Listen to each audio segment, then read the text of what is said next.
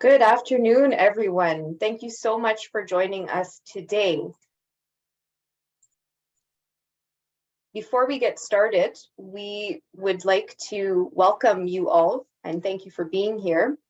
We have quite the registration today, which is evidence of how important food and the dining experience is in long-term care. I'm Stephanie Ventura. I'm the Director of Education with the OARC. I'm joined by Melissa Matheson, who's our Education and Home Support Manager. On the technical savvy end, we have Jennifer Langston, our Operations and Project Manager with the OARC. We're pleased to welcome our esteemed presenters, Heather Toll and Heather Stacalo, who we will introduce momentarily.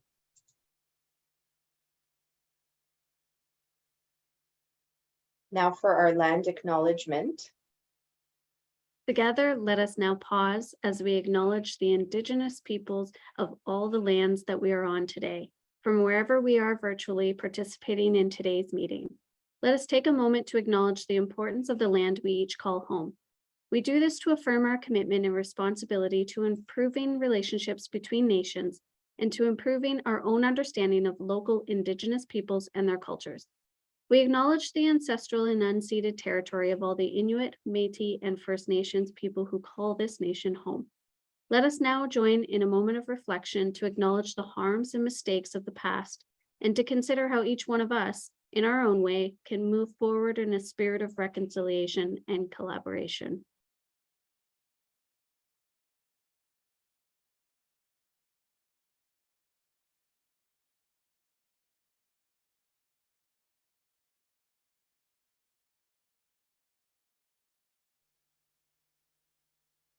Thank you, everyone.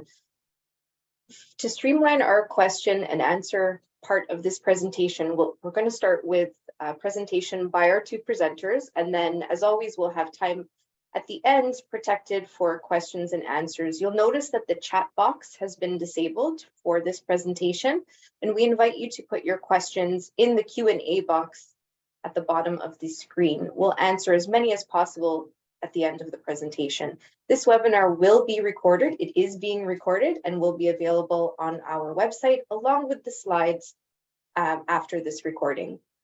And at the very end, just like always, we have a pop-up that will ask you to evaluate what you've just seen. And we really appreciate your feedback that comes through that.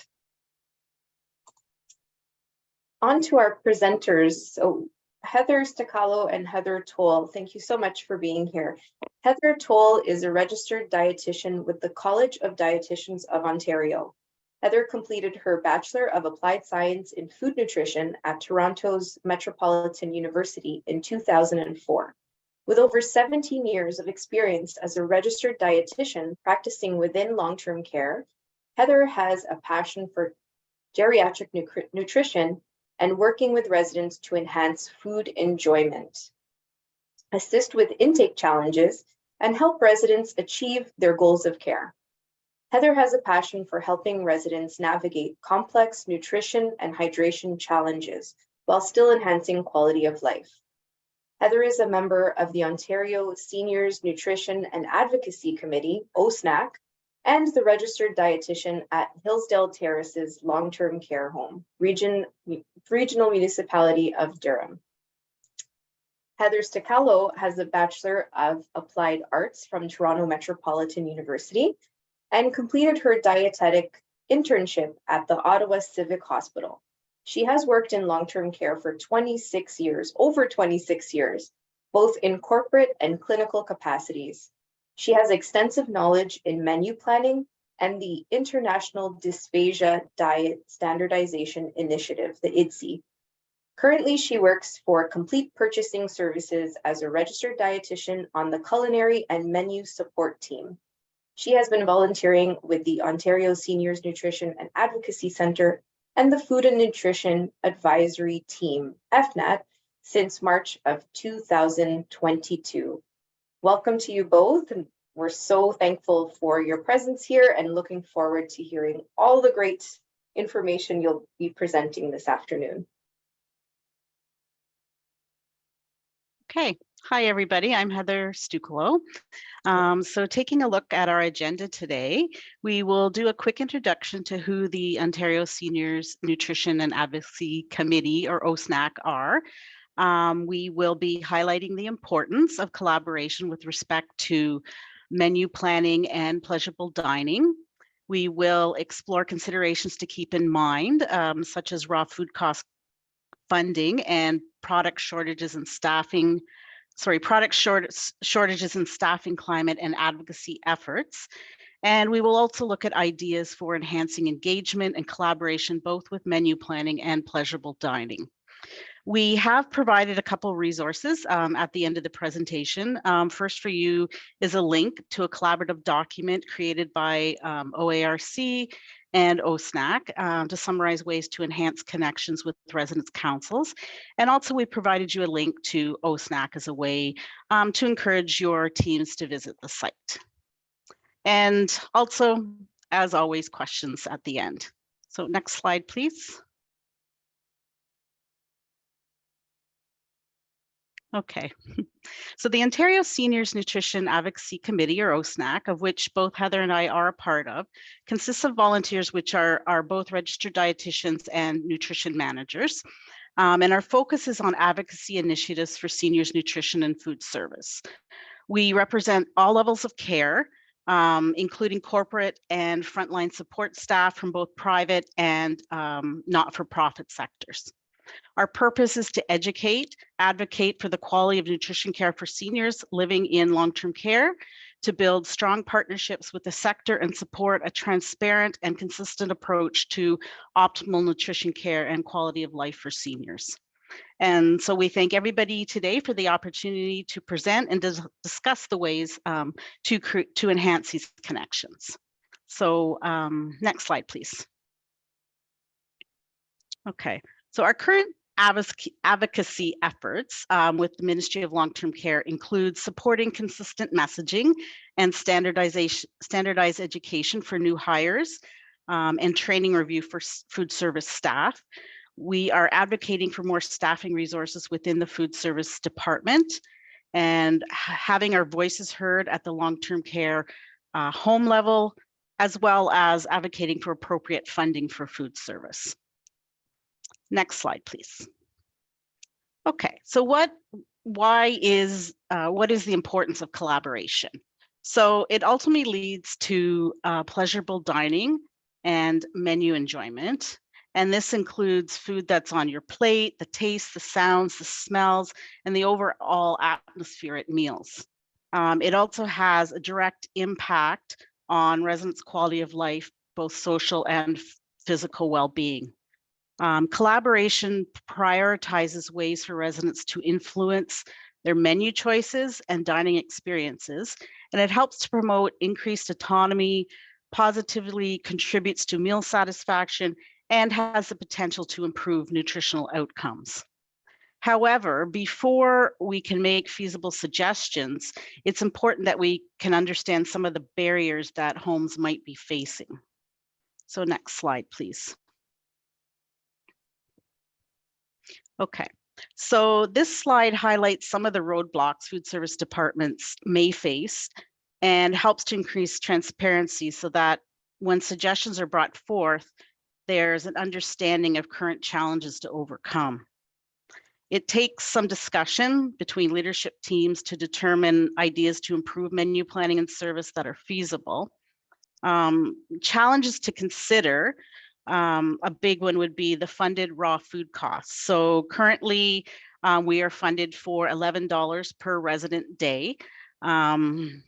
So when you look at that, that's really not a whole lot in the whole scheme of a day for a resident. And then there are challenges as well with obtaining staff in many of the sectors of long-term care, especially since COVID.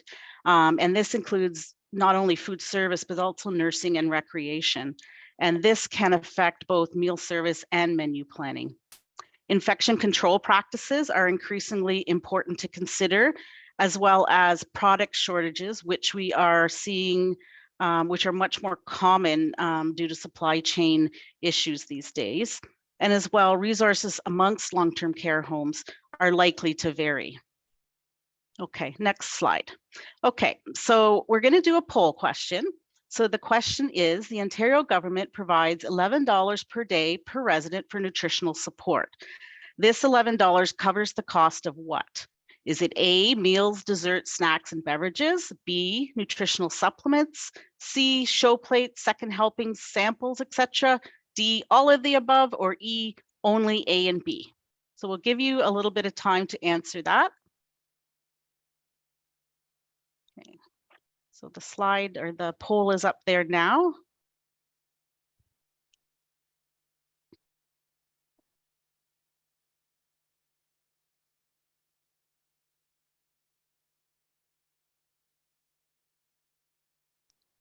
Okay.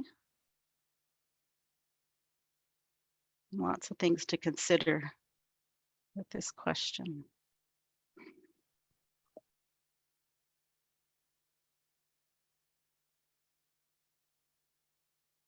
Just a little bit more time for people to finish up, and then we can talk about it.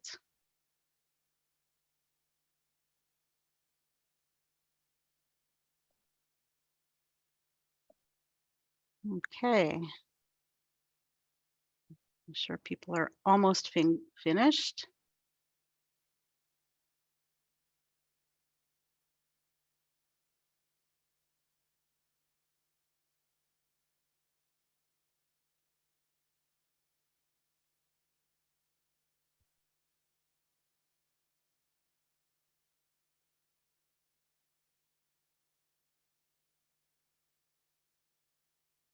Okay. We'll just wait for the results. Okay, so let's see, the 70, all of the above was the top response, which doesn't surprise me, 74%. So I'll just talk a little bit about, so the correct answer is yes, all of the above. So meals and so the funded food cost per resident and day, it does include all meals, snacks, and beverages for residents. And these include all the therapeutic diets, such as gluten-free products, all texture modified foods, such as minced and purees, and then any special ordered snacks for residents are included in this. And as well, the nutritional supplements, so things like Boost and Ensure, protein powder, high protein puddings, thickeners, fiber supplements, they're all included.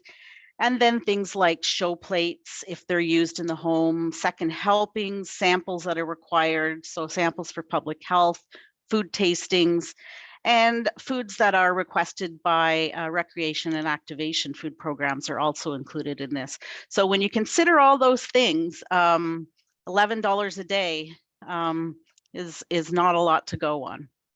So, okay, next slide, please.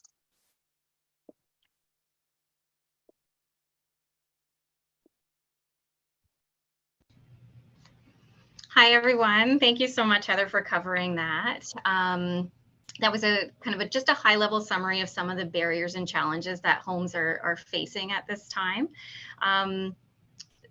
One of the reasons why it's good to, or some of the reasons why it's good to reflect upon these is because understanding these challenges and barriers can help lead us into the direction of more feasible suggestions. So this slide focuses on just some considerations, when you're analyzing these barriers and challenges. It's important for us as residents or as team members to attempt to make feasible suggestions. This could also help us to set realistic timelines.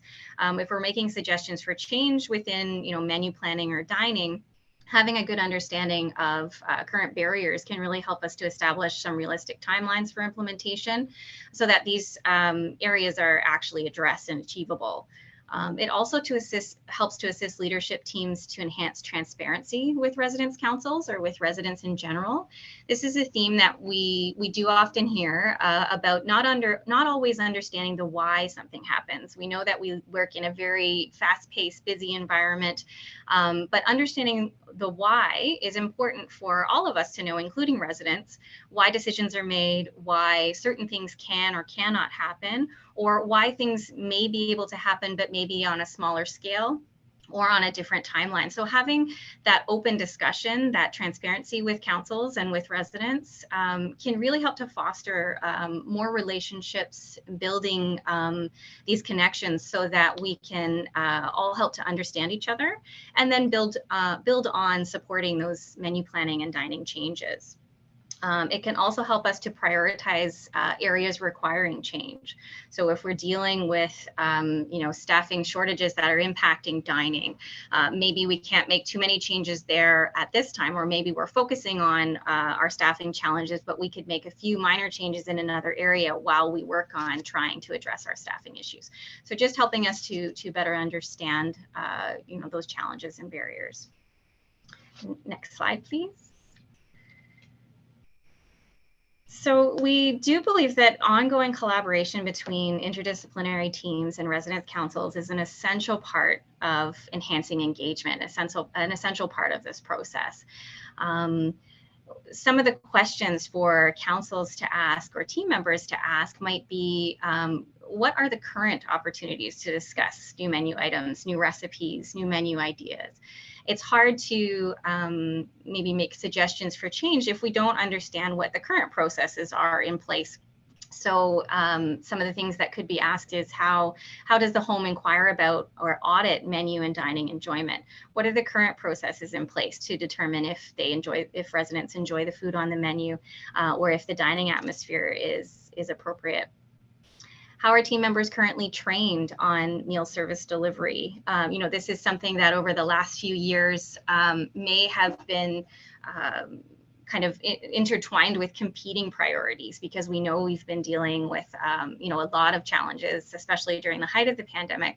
It is possible that meal service delivery training may be required because there's a lot of staff turnover, or there's other challenges that are faced with dining. So looking at current practices for education and training and maybe evaluating from there. How does the menu planning process work? Who is involved? This is something that food service teams might have a really good understanding on, but maybe the residents don't. So, asking these questions about what the process is, who is involved, how long does it take, what is all involved in that process may really help to enhance that engagement and enhance everyone's understanding. We would strongly encourage that teams really avoid focusing on limited or one way of obtaining feedback or information from residents. Adding a variety of ways to collect for and allow for feedback can really help to include more residents and create more opportunities or more equal opportunity for residents to actually provide their feedback. Next slide.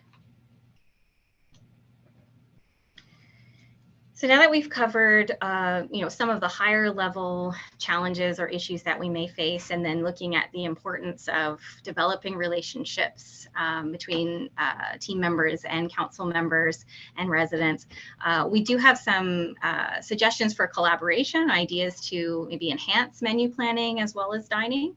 We do recognize that not all homes will be able to do all of these suggestions, that all homes' resources may vary, or they may be dealing with those challenges at different levels right now.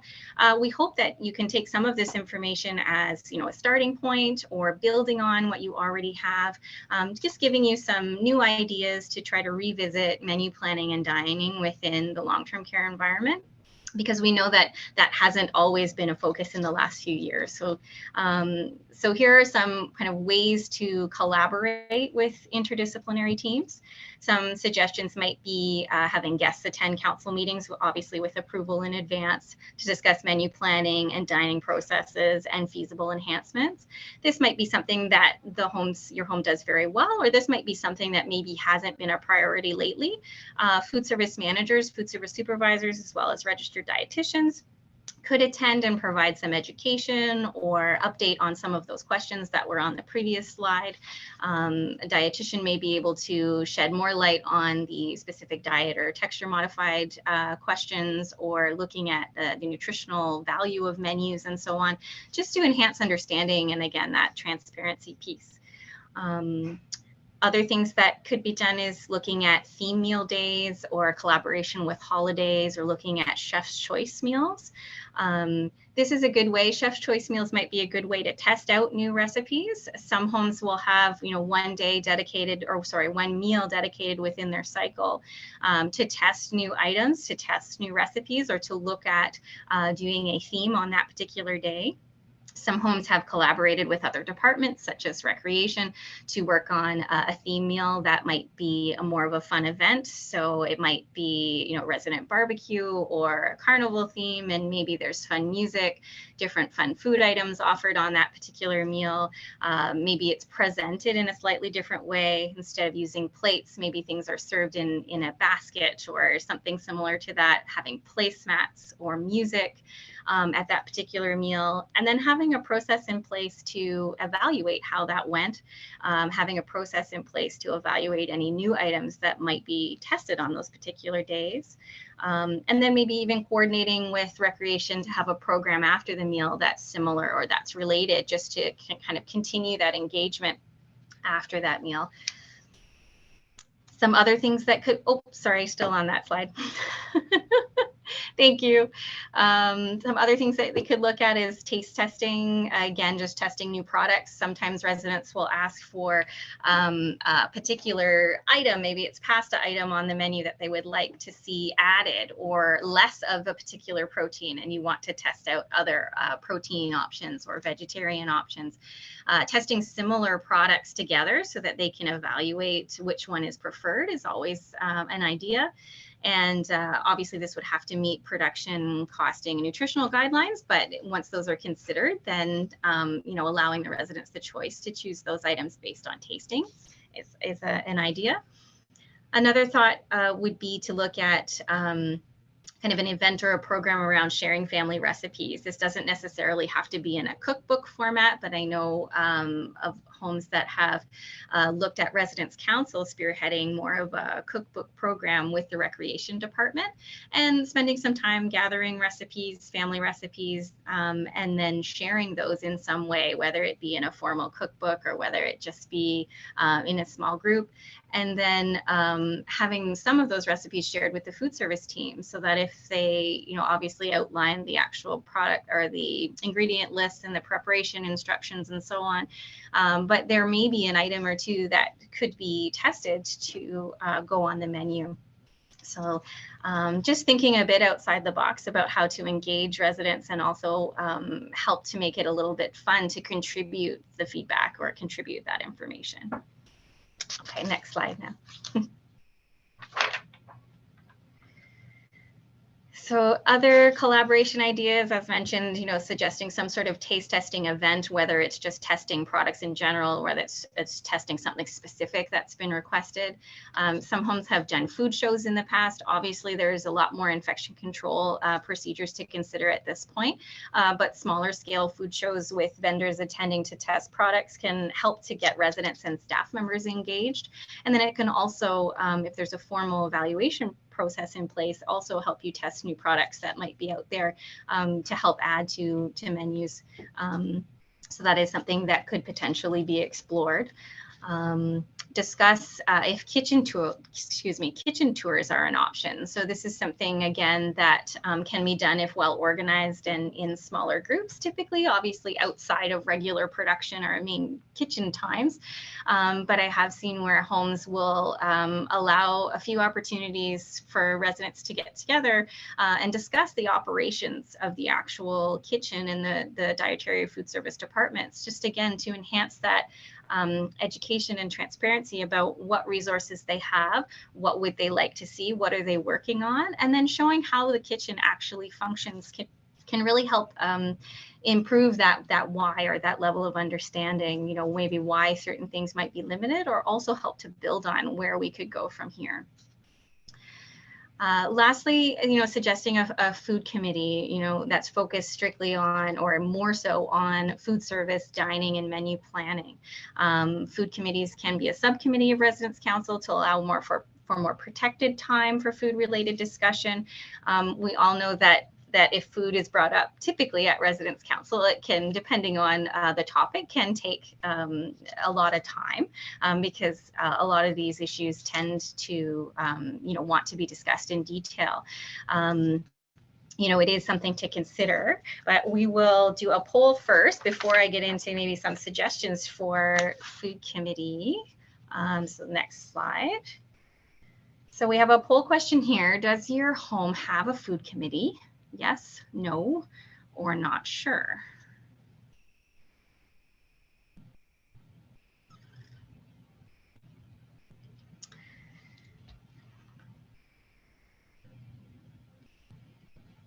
Once we have everyone's answers come in, I'll just maybe provide some suggestions here.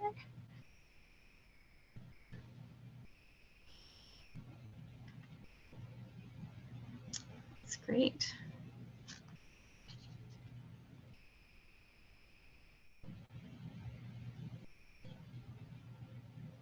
Okay. So it looks like we've had quite a few responses. Thank you. And it looks like a lot of you do have food committees. I think some of the challenges might be, attendance and timing and things like that. Some homes may not have a specific food committee. They may be able to address their needs at residence council or at other related meetings. And then there was very few that answered not sure. So, that's good. At least you're aware of whether or not your home has a food committee.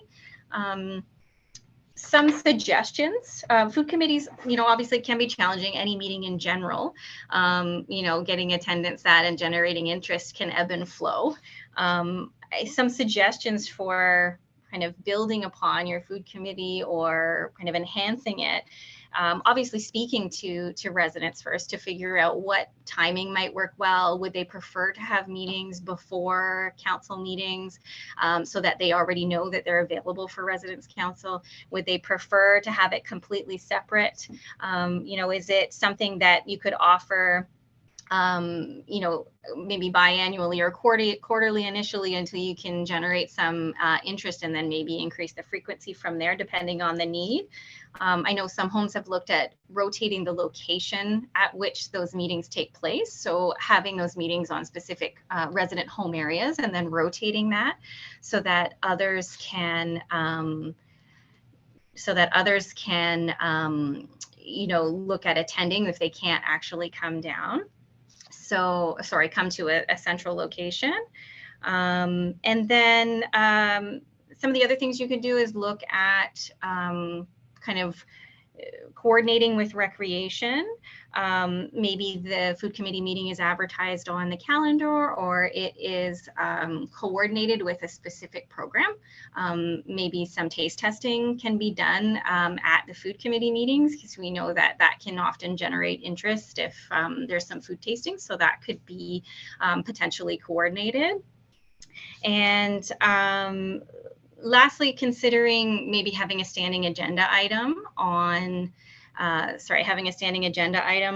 the residence council agenda, if at all possible, or if approved, so that any action items that are coming from that food committee can get discussed at residence council in a more summarized form so that there's opportunity for discussion there.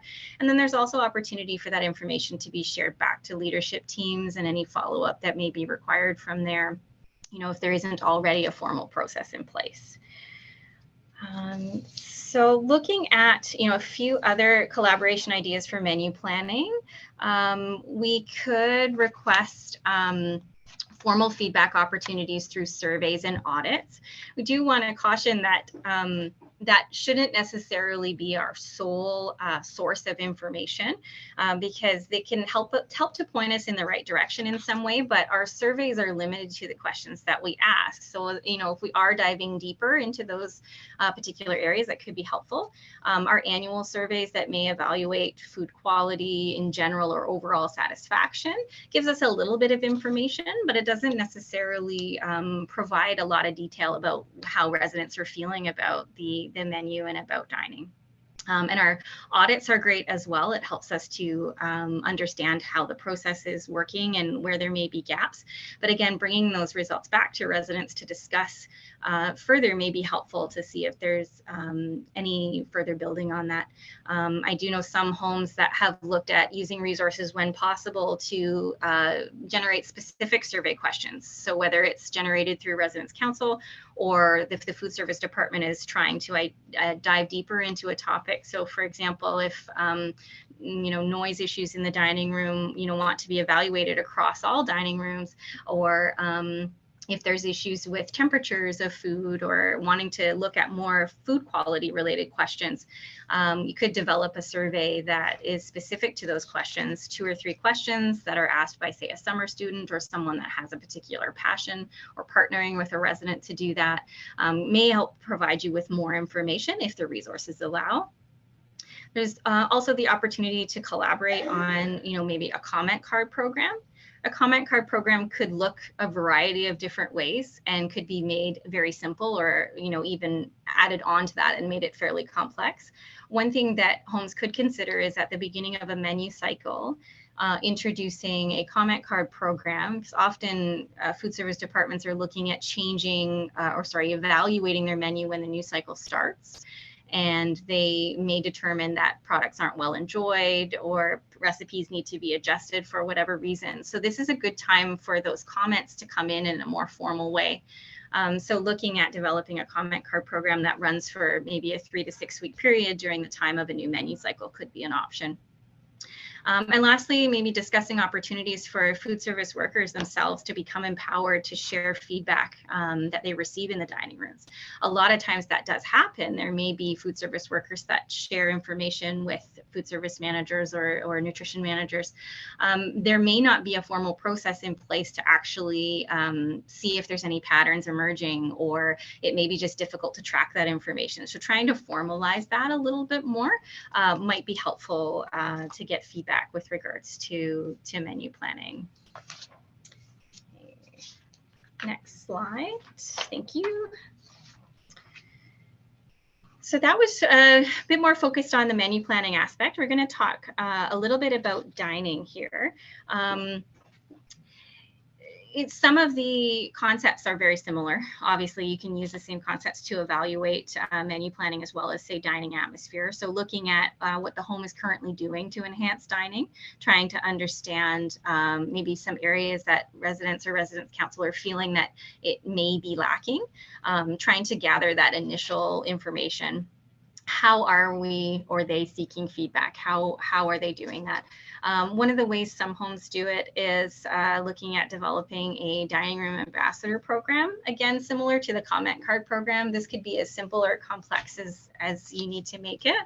But looking at maybe having some specific home area champions that may be connected to Residents Council if possible, or who can share that information with council, and looking to see if they can collaborate with staff on things that we're doing really well, celebrating our strengths, but also looking at areas that we may want to improve on. And then encouraging a process in place for feedback to be shared with leadership teams. Are there processes in place to evaluate the physical environment? That's something that can often result in smaller changes, can result in a change to the atmosphere, change to the environment. So looking to see if there's anything simple that could be done to the actual change in the physical environment to enhance dining is an option as well. Okay, next slide. All right. It's possible that if you have a food committee meeting already, or you have a space in which you talk about food-related issues or dining, setting up a brainstorming session to generate ideas. Obviously, a brainstorming session can generate lots of ideas, and some of these ideas may not be feasible. So circling back to some of those barriers and challenges that exist when having the session is important, but looking at generating ideas of ways to enhance dining. Is it things like napkins, tablecloths, music, either gaps in staff training that have been identified? There are decor enhancements that can occur. And discussing gaps in service or areas in which retraining might be appropriate. OSNAC is trying to work on, assisting homes with gaining some access to food service related education. There'll be more to come on that, hopefully soon. But if that's a barrier, hopefully OSNAC will be able to help homes out with accessing some food service related training. Encouraging leadership teams to connect with other homes to learn more, obviously connecting with residents, but also connecting with other homes to determine if there's anything that they could be doing to enhance their practice, and reviewing surveys and audits to determine areas for improvement that can affect multiple areas to target your education. So we obviously want to be as efficient as possible. If we're noticing themes, then we can potentially target our education to address those themes.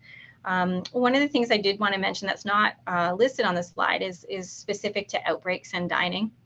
I know that has been a big challenge over the last few years and continues to be ongoing. Tray service can be tricky in general. We want to try to maintain food quality, food temperatures, and so on.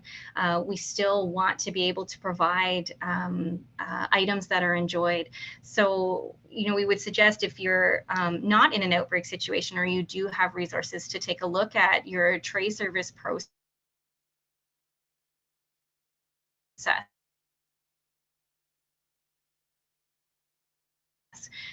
Maybe establishing, in addition to looking at the dining process in general and the dining service, looking at how trays are provided, who's involved, who's assisting, and so on. Sometimes establishing clearer roles can really help to ensure efficiencies, but also to ensure that food quality is maintained, and then ultimately the meal is better enjoyed if the quality at the when it's provided is there. We also know that in an outbreak situation, residents likely aren't feeling well. There may be staff shortages. There may be a lot of challenges and barriers going on at that time.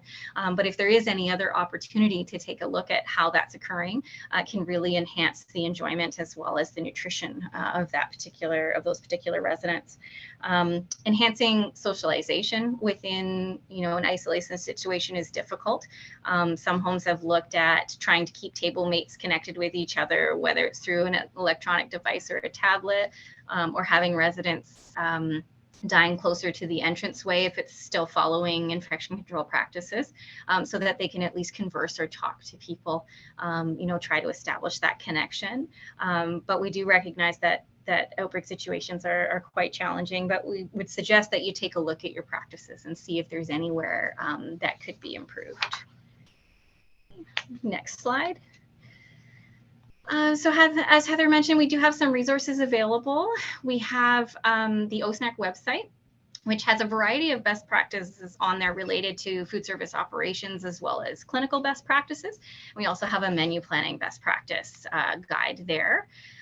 We would encourage your teams to have a look at the website. It also lists any events and information that's being shared. Any new information that's coming out will be shared there as well.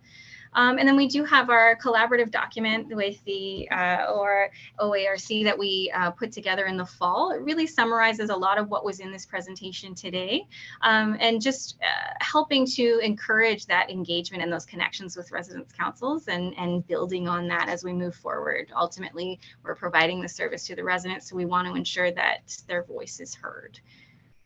Okay, and next slide.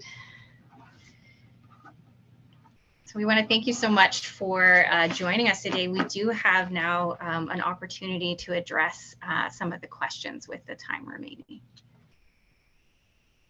Thank you, Heather. And Heather, that was very informative, and we'll turn it over to the question part. But before I do that, I wanted to introduce another panelist who's on the webinar with us today, and that is Gail Ramsden. Gail is a board member of OARC, and she is also a resident at Hurley Health Center in Ottawa. Gail moved into long-term care in September 2020 and was shortly thereafter was invited to take on the role of Residence Council President in her home. In this capacity, Gail is committed to working together with management to identify opportunities for quality improvement, collaborating on solutions, and ensuring that fellow residents are kept well informed. Gail will be presenting or asking some of the questions that came through the registration process. And then we'll also address some that are in the chat. I see a couple there. So over to you, Gail. Great. Thank you, Stephanie. Yes, thank you. And the first question that I have here is, are homes required to have a food committee? So I don't believe it's an actual requirement. It's not listed, as far as I'm aware, in the regulations. However, just as you know, if there's a gaps identified in a service, it's always recommended to have an ad hoc group or a focus group to discuss those particular gaps, especially if there's time commitments that aren't available through residence council. If homes are finding that residence council is spending a lot of time discussing food related issues, it may be wise to take that separate into some sort of food focused committee, whether it is something that ebbs and flows or whether it's something that meets where they meet regularly. That would obviously be up to the home to decide. Great, thank you very much. If I could stick with the food committee question, the question here is, if the food committee is not part of the residence council, how are concerns addressed? And is the administrator required to respond to those queries within 10 days as the regular resident council protocol dictates? Mm-hmm. I think if it's Heather, jump in as well if you want to add to it. I think if it's not a mandatory meeting, there wouldn't be that response necessarily required unless it was discussed through residence council. So I think I had made the suggestion that having a standing agenda item on the residence council agenda to address any issues that are coming from your food committee might be wise, so that there's a summary provided within the residence council minutes, but then also if there is any follow-up required, then that can be funneled up through leadership teams that way. There may also be a process in place for the food committee to share any meeting notes with the leadership team, but that would be up to whoever's running the committee to decide.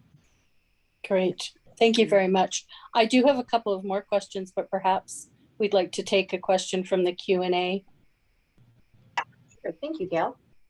We have a question from James, and the question is, do sample plates have to be real items, or is a digital photo okay?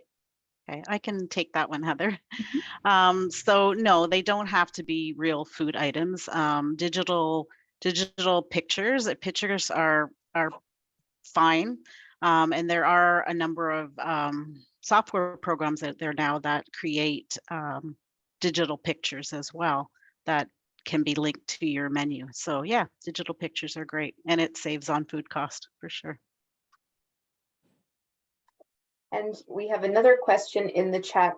Unfortunately, this is from this person chose to remain anonymous, but the question is, dining is very interdisciplinary, and with everyone having difficulty with staffing levels and workloads, do you have any suggestions on how to make changes to dining?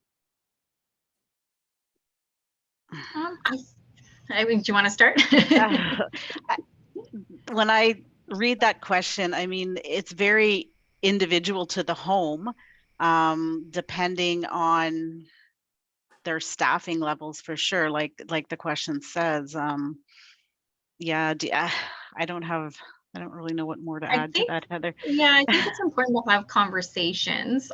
We know that times are challenging right now for staffing, and you're right, it is an interdisciplinary task that is achieved. But you know, evaluating current processes and establishing role clarity, I think, is important, because I think sometimes when there's a lot of staff turnover, the level of understanding there of what their roles and responsibilities are may be lacking. So that might be why certain things aren't being done or aren't being done consistently.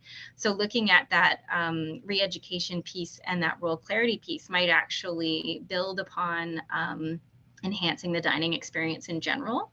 And then if there is a food committee, maybe ensuring there's interdisciplinary representation whenever possible at the food committee, and discussed with you know, multiple members of teams, so that the concerns that residents and other team members might be bringing forward are heard.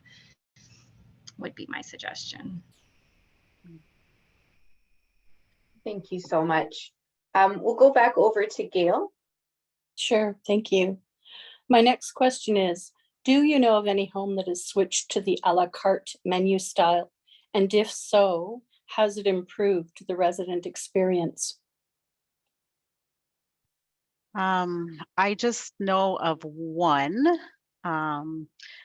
However, it has just been started, and so I think it's too soon to tell in that regard to make an assumption yet as to, so I think more time is required. That's the only one that I know of. I'm not sure if you know of any, Heather.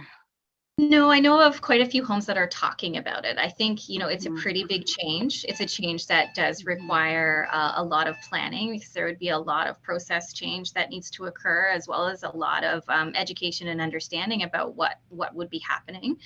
So I think homes are trying to do it in a way that allows for that to happen, that education, that planning, and so on, so that hopefully they'll start to see positive changes that occur as a result of switching to the a la carte style. I think OSNAC, once more homes switch to potentially consider switching to that type of menu delivery system, will look at seeking feedback and providing more formal feedback about what homes are finding when they do switch to that type of process. It's obviously not mandatory to switch to that process, but it may be feasible and desired by some residents or homes to consider. Okay, great, thank you. Do we know if the entire, or do we know that the entire funded food budget is being spent on food? Yeah, there are. Or the food, when I say food, I mean everything that we included in that first questionnaire that's Yeah. included in the $11 budget. Yes, there are a lot of checks and balances in place to ensure that it is being spent, and it's being spent on only residents. I have not been in operations for a long time, so those specific checks and balances I'm not so familiar with anymore. Do you have anything to add to that, Heather?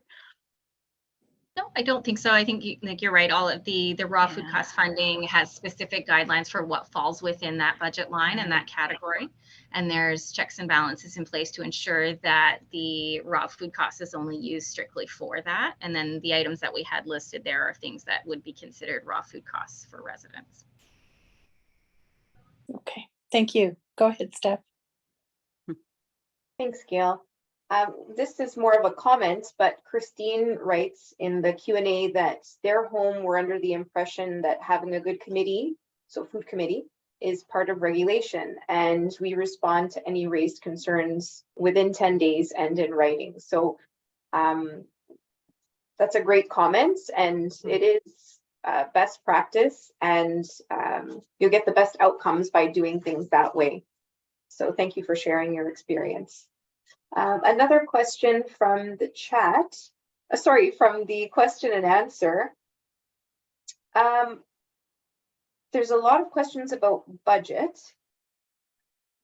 and we do prioritize questions that have someone's name attached to them, so we can follow up if there is any further discussion. Okay, let's see. And some comments. Sorry, I'm just trying to filter through what's coming in. Okay, Kelsey asks a question. How can we address ministry concerns when streamlining menu choices?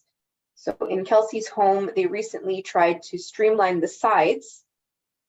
They included 2 entrees were still available, but only 1 choice of side. Kelsey says the ministry was very unhappy and stated that they had removed the residents' ability to choose. Any guidance or advice for that sort of situation? I think that's unfortunate. I think the way that the new regulations are written, and that to me, the way that question is indicated, doesn't necessarily breach that. But I don't understand, I'm not aware of everything that was involved in that review. But I know that the ministry inspectors are being trained directly on how to potentially interpret these regulations consistently. That can obviously be a challenge if there's numerous people trying to interpret the act in the way that it's written. So that education is occurring behind the scenes. OSNAC, is attempting to try to shed light on any of that if there's, maybe misinterpretation of that understanding, but choice is still being offered in that case, the way that it was written, in my opinion. So, I don't know if I have any suggestions for moving forward, but we're hopeful that we can shed some light on how to interpret the particular regulations the way that they're written. Do you have anything else to add there? No, I think you've said it beautifully. Okay. Thank you, Heather. Gail, do you have any other pre-submitted questions or questions that came through the registration? Yep, I have a couple. There's a lot of food waste in long-term care. Have you heard of any creative ways to reduce waste in homes? It goes on to comment that many residents feel that they're served too much, but when they ask for a smaller portion, they're told to just leave whatever you don't finish. Yeah, I know that answer would be difficult for many residents for a number of reasons. Smaller portions can be provided. It's something that needs to be part of the resident's care plan. So if it's someone that's, consistently wanting smaller portions, that certainly can be written into the resident's care plan so that they're able to get those smaller portions.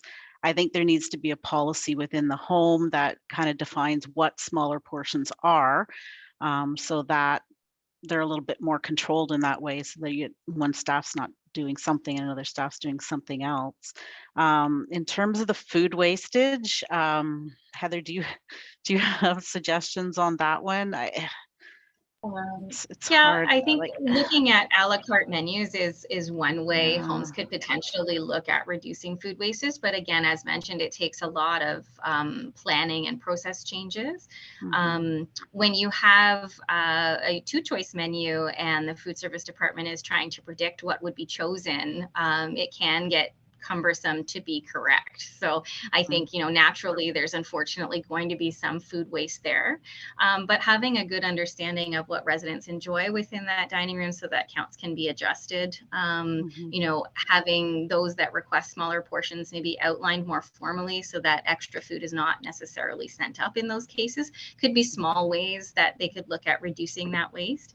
The menus are planned based on nutrition as well. So some of those portion sizes coincide with providing adequate nutrition from the the standard. That doesn't mean that everyone has to consume everything the way that that's written, but that may be where certain homes are coming from, and that they're sticking to these particular standard serving sizes to ensure that they're providing adequate nutrients across the board. And they could do something like when you're first releasing a new menu cycle, Heather, I think you talked about this, but each week of that new menu cycle, maybe evaluating the food wastage at the table, and then maybe reevaluating the menu and certain items on certain days might help. Great, thank you very much. I wonder if I could ask another question, and it has to do with surveys. So I wonder if you have or plan to create a comprehensive food survey or questionnaire that interested homes could adopt. I think that's a great idea, Gail. Yeah, it's not something we considered yet, but yeah, great idea. I think, with surveys in general, you want to try to make them less cumbersome because people don't necessarily want to sit and answer a lot of questions. So in the past, I've been involved in surveys where we've tried to target the questions to answer a specific, area of need. But we could look at, reaching out to the team, the OSNAC team, and seeing if we could come up with a general food satisfaction related survey that could be modified, and then homes could look at changing that based on their need or looking at only using certain sections. And then, obviously interviewing residents and families from there. Great ideas. Thank you. If I may, just one more. Given that we have food contracts or contracts with vendors to provide the bulk of the food that comes into a long-term care home, how do you incorporate then seasonal fresh foods?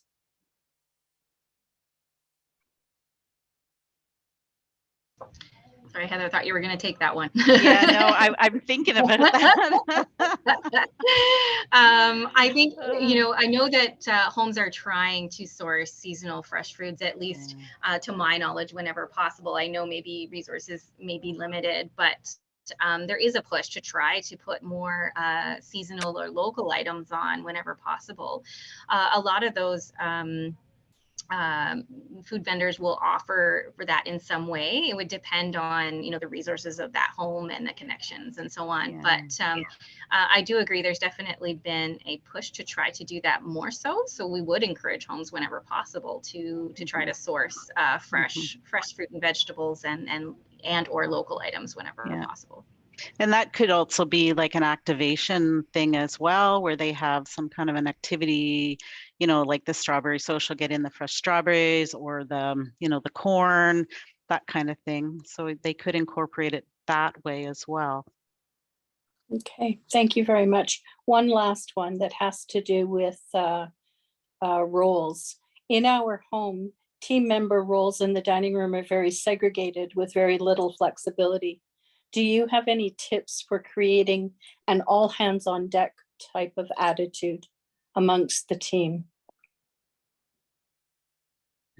That's very individual to the home as well. Yeah, I mean that would obviously fall within the procedures within that particular home or any particular home. However, kind of revisiting the basics of dining, I think, is really important. I think over the last few years, more specifically, we've had other competing priorities, and kind of coming up with a dining flow as well as individual roles may help people to better understand what needs to be achieved and when, rather than just sticking to, well, I'm doing drinks and I'm doing drinks only, or I'm plating the food and I'm plating the food only, and so on. Trying to foster that team environment, which is challenging. I realize that when I'm saying that is definitely a challenge, especially now. However, I think we need to revisit it, because dining has been something that we haven't, whether we have chose to do things that we were considering a little bit more important, or whether we just haven't had the time or the resources. We may need to step back and look at the basics of dining so that we can build a good team during service to ensure that we elevate the service that we provide. Right. Thank you very much. That's it for me, Stephanie. Thank you. I have, there are several questions in the chat that have to do with understanding legislation. And for the purpose of this webinar, we're not going to go into those ones, but it's good feedback for OSNAC, the OSNAC team. It seems that there is a need for clarification on certain items in the legislation. So perhaps that's a tool that's developed, or maybe there's already one that you have in existence. There is a question, though, related to what you've presented today, and that is about the comment cards. This will be our last question for today, as we are approaching 3 p.m. Is the comment card system for new menus intended for team members as well as residents? It can be. I mean, this is something where there's nothing prescriptive that I'm aware of on how to do this. I think that team members providing feedback does need to be separate, in a sense that you need to acknowledge what feedback is coming from a team member and what feedback is coming from residents, because the residents are ultimately the ones that are enjoying the meal. So if it's meal satisfaction related, I think you should really be focusing on resident feedback whenever possible. But if it's about dining flow or other areas of service, or even just suggestions for presentation and so on, I think seeking feedback from team members is great. It helps people to feel included in that, and then it helps to empower those to share their information. So whether you do it in a more formal way through a comment card system, or whether you kind of incorporate this into your food committee, I think it's still great to get everyone's feedback. Thank you so much. That brings us to 2:59 p.m. We've had a full hour of information and questions and engagement. Thank you so much to our viewers who have posed such thoughtful questions. And thank you to our presenters and to Gail for asking the questions that came through our registration. We wish you all a fantastic rest of the afternoon, and please take some time to fill out the evaluation form at the end of this session. We look forward to receiving your comments, and as always, we're here to answer any questions you might have. Thank you so much. Have a great afternoon, everyone. Bye-bye.